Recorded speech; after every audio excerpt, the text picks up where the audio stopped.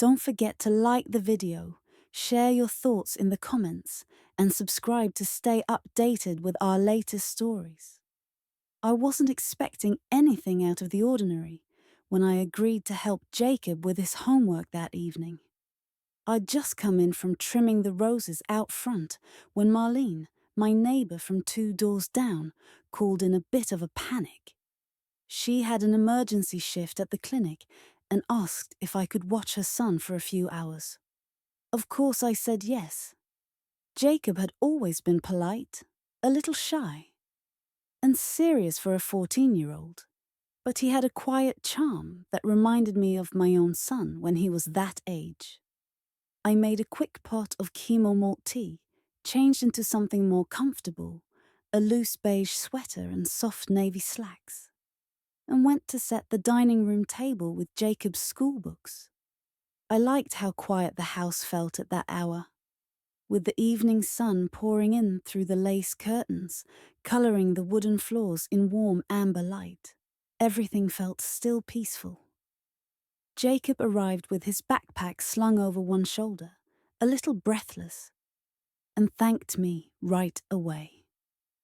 I offered him a glass of orange juice and a plate of oatmeal cookies I'd made the night before. He smiled shilly and sat down, pulling out his notebook. We were working on some kind of civics assignment, something about community involvement, the structure of local government. Honestly, I hadn't looked at that kind of material in years. But the moment I leaned in beside him to read through his notes, it all came back to me. As we worked, I noticed the way he glanced up now, and then stealing small looks at me, then quickly lowering his eyes again. At first, I chalked it up to awkwardness. He was a teenage boy after all. But there was something more in the way he sat so straight, trying to seem older than he was. It reminded me of the way my son used to behave when he was trying to impress a teacher or someone he looked up to. I smiled to myself but didn't say anything. He had nice handwriting, neat, careful. He listened intently, nodding, asking questions and taking notes in the margins. We talked about how communities functioned and how even small acts could ripple out and change lives. I mentioned volunteering at the food pantry during the holidays, and how sometimes just being there to listen to someone made more of a difference than I ever expected. He seemed to like that, and I could see a spark of thoughtfulness in his eyes. After an hour, I noticed he seemed a little distracted. His pencil hovered over the page, unmoving, and his brows were drawn close. I asked if everything was okay. He hesitated, then nodded slowly. Yeah, it's just, I guess I was thinking about what you said, about how even little things matter, like helping people, being kind. I nodded, gently encouraging him to go on. He looked up at me, and his eyes, so young and honest, met mine with a kind of intensity I hadn't expected. You always talk to me like I'm not just a kid, he said, his voice quiet. Like what I say matters, even when it's just about school stuff. I felt my chest tighten a little. It wasn't something I did intentionally, but I realized it must have meant something to him. You're thoughtful, Jacob, I said, resting my hand gently over his for a moment. You see things a lot of kids your age don't. That's important. He didn't pull away, but he looked down, his cheeks flushing. For a second, the room felt very still, the kind of quiet that made the ticking of the wall clock seem louder. I pulled my hand back and reached for my tea, trying to ease the moment back into something lighter. We finished up the assignment, and I helped him organize the papers back into his folder. He lingered a bit, gathering his things, slower than necessary. As he stood up, slending his backpack over one shoulder again, he paused at the door. Can I ask you something? He said, voice almost a whisper. Of course, He looked at me with a searching expression. Do you ever feel like you're the only one who really listens to people? That caught me off guard. I didn't know how to answer right away. I wasn't expecting that kind of question from him, especially not then. Sometimes, I said honestly. But I think that's why I try to be someone who listens, even if no one else does. He nodded, then surprised me by stepping forward and wrapping his arms gently around my shoulders. It was a simple hug, but it felt meaningful, full of emotion that didn't need to be spoken aloud. Thanks, he said softly. And just like that, he was out the door, walking down the sidewalk toward home under the deep blue sky of approaching night. I closed the door slowly, my hand lingering on the knob. Something about that moment stayed with me longer than I expected. Maybe it was the way he looked at me. Not with the eyes of a boy, but of someone who'd seen kindness and held on to it, like it meant something. And maybe that's what we all want in the end, to be remembered that way, to matter, even just for a moment. The next morning, I found myself thinking about Jacob more than I wanted to admit. I stirred my coffee at the kitchen table, watching the steam curl into the morning light, and tried to make sense of why his words had stayed with me. There was something about the way he looked at me, really looked, that made me feel seen in a way I hadn't in years. Not since my son had moved across the country with his family, and not since my husband had passed. It wasn't romantic. It wasn't inappropriate. It was just human, honest. And in that honesty, there was a warmth I hadn't felt in a long while.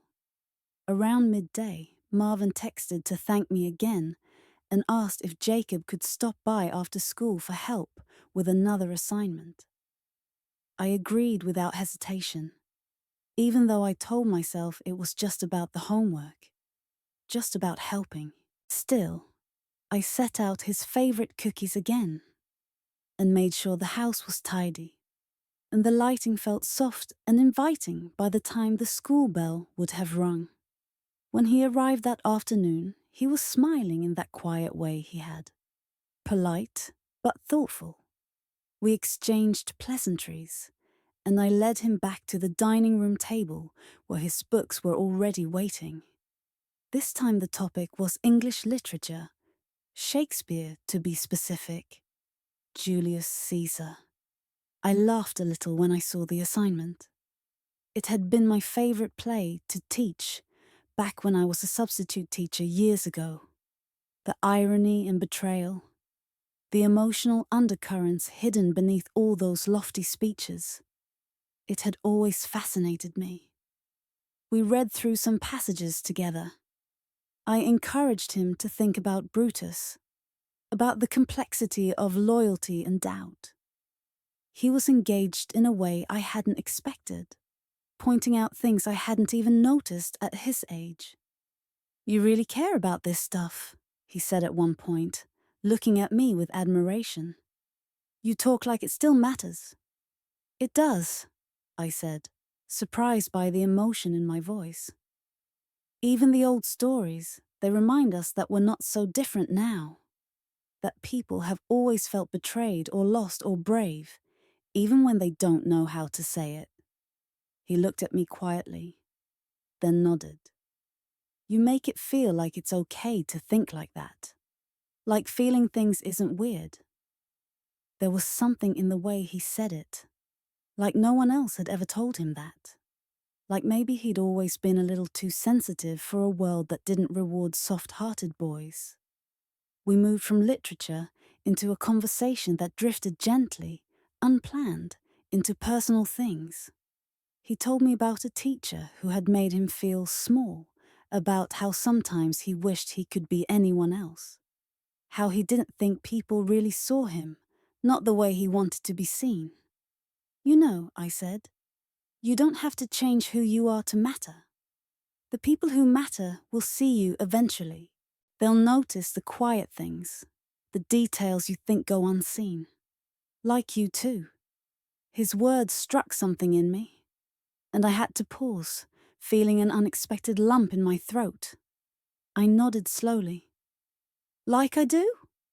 He shifted in his seat, brushing his fingers along the edge of his notebook. You ever wish someone would say that to you? He asked. I stared at him for a moment.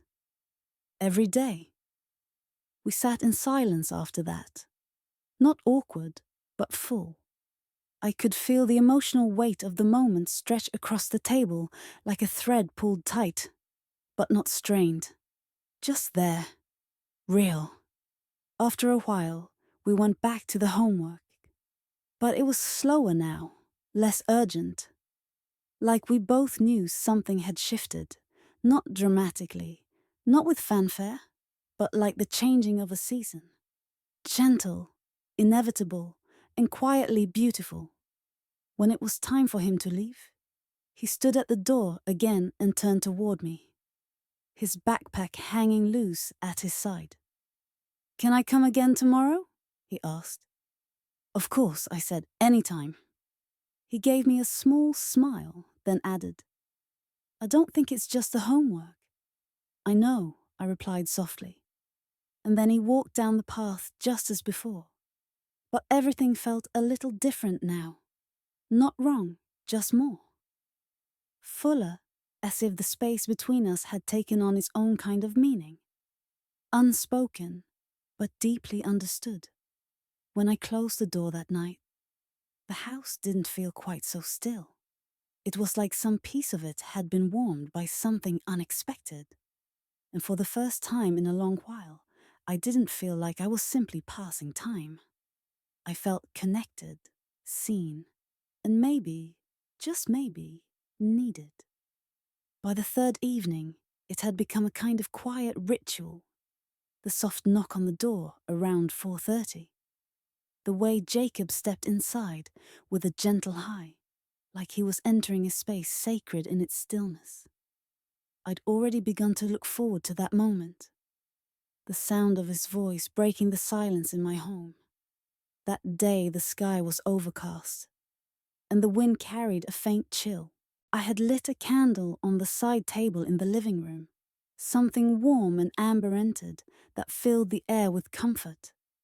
Jacob sat down at the table, but this time he didn't take his books out. He glanced at them in his backpack, then looked at me. Can we just talk today? He asked. I didn't hesitate. Of course. I brought over 2 cups of hot chocolate instead of tea, and we sat there, the steam rising between us like some kind of gentle veil. The quiet didn't feel empty anymore. It felt deliberate, like we were giving each other room to breathe. He asked me questions about when I was his age, about what school was like, what I dreamed of becoming, what I feared most. At first I laughed, brushing it off, but he was serious, and I realized no one had asked me those things in years. I wanted to be a writer, I said, smiling at the memory. I filled notebooks with poems and stories. Some good, most terrible. Why didn't you? Life, marriage, kids, bills. I gave him the answer I always gave, but this time it sounded too thin, too easy. So I told him the truth. I think I stopped believing my stories mattered. He looked at me with those wide, intelligent eyes of his. They do. You tell them without even trying. Just talking to you. It's like hearing a story. Like everything has meaning. There was such sincerity in his voice. I had to look away for a second. No one had ever said that to me. Not even my late husband. I'd spent so many years in roles, wife, mother, neighbor, that I'd forgotten the part of me that once wanted to be something else, something whole just for me. Jacob's presence, his questions, his curiosity, it stirred that part back to life. He leaned forward a little, his elbows on the table. You make me feel like I'm not weird for caring about stuff, for thinking too much. You're not weird, I said gently. You're sensitive. That's rare and precious. Don't let anyone take that from you. He smiled again, but it was smaller this time, more vulnerable. Sometimes I wish you were my mum. The words surprised me, not in a shocking way, but in how much they moved me. I reached across the table and touched his hand. I'm not your mother, Jacob, but I care about you deeply. That matters too. He nodded, and for a long moment, neither of us said anything. The wind picked up outside, brushing the windows with the soft rustle of leaves. Inside, we sat in a bubble of understanding, held together by something wordless and real. After a while, he asked if he could show me something he'd written. I agreed, and he pulled out a folded sheet from his bag. A short story, handwritten, raw and beautiful, about a boy lost in a forest who meets a woman who helps him find his way, not by leading him, but by listening. When I looked up after reading, he was watching me closely. I wrote it after that first night, he said. I didn't know how to say it, so I made it a story. I felt tears prick the corners of my eyes, but I didn't let them fall. Instead, I reached over and hugged him. He hugged me back, this time with both arms, holding on like he was anchoring himself to something steady. You're going to be a wonderful writer, I whispered. Never stop. He pulled away slowly and looked at me with a softness I can't quite describe. It wasn't teenage infatuation. It wasn't misplaced emotion. It was respect. Deep, pure respect, and something else too. Gratitude, maybe recognition. He didn't stay much longer after that. He had dinner waiting at home. But before he left, he looked at me and said, "You changed something in me." And when I closed the door, I stood there for a long time, holding the story in my hands. The house around me felt less like a place I lived in, and more like a place that had meaning again. As if through him I'd found a piece of myself I thought I'd lost forever. It had been a few days since Jacob last came over, and in his absence, the silence in my house felt heavier, not lonelier, but full of memory, of reflection, of something I hadn't quite put into words yet. I had his story folded carefully in a drawer, next to a few old photographs and postcards I couldn't bring myself to throw away. It felt right there, nestled among things that had once meant the world to me. Now his story meant something too. Then one afternoon the knock came again. I opened the door and there he was, holding a book, this time instead of his backpack. He smiled, but I could tell something was different. His face was serious but calm, like he'd rehearsed whatever he was about to say. "Can we sit outside?" he asked. "It's nice today." It was.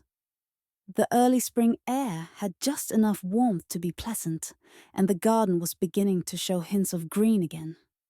I led him to the wooden bench under the old maple tree. It creaked slightly as we sat. A breeze rustled through the branches overhead. He handed me the book, a collection of short stories. I turned it over, brows raised.